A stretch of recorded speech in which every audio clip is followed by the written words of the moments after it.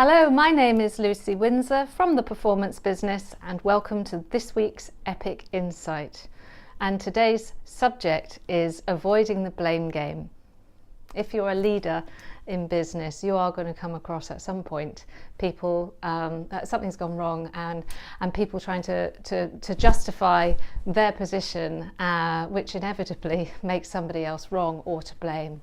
And it's a typical situation, and they both come to you with the problem, and they want you to see that what they did was right, and the other person was wrong or got it incorrect. So what do you do in this situation? Because it's very easy to get sucked into the blame situation and trying to sort of fathom, well, who did what and who's to blame and where did it go wrong. So this is a process that I'm going to share with you, and I hope that you'll find it really useful if you apply it in the next situation that you find yourself in, where people are saying, you know, it was them and pointing fingers at each other.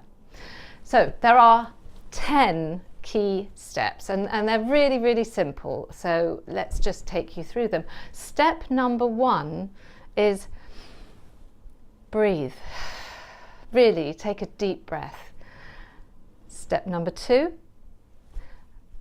accept the situation as quickly as you can. Accept the situation for what it is. What has happened has happened. And what we find is when things go wrong, the desire is to say that should never have happened.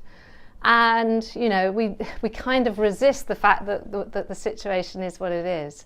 So I just urge you, as quickly as you can, get on board with it and just accept it. It's happened. This is where you are. Adjust your reality as fast as you possibly can, because as soon as you've adjusted it, then you can do something to get out of it or move forward from it. So step number 3, focus on the best outcome in the situation. Now, whatever problem has occurred, you might not be able to get the outcome that you had originally intended. So, you know, look at what is the best outcome in the circumstances and then go for it. Step number 4, make your intentions very clear to the client, to all stakeholders involved. Just make it very clear what you intend to do and how you intend to tackle the situation. Step number 5, agree all the steps that you need to follow in order to reach your desired outcome, and assign ownership to those steps or tasks. Step number 6, make sure you define timescales and some sort of report back. You know, when something's gone wrong, it's a bit like stepping into a project management situation. Who's going to do what and how are we all going to know about it? Step number 7, review the process. 80%, I think it is, of problems that occur in business tend to be down to process rather than just somebody getting something wrong. And so if you review the process, you can tighten up or tweak that process to make sure that it doesn't happen again. Step number 8, gain commitment from all the parties concerned. Step number 9, thank everybody. Thank everyone for their commitment to the successful outcome.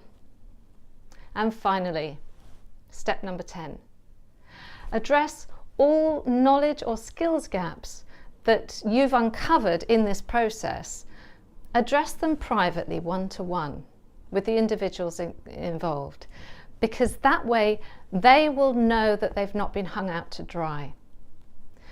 Things are going to go wrong in business, we know that. And it's how we deal with things when they go wrong that makes all the difference.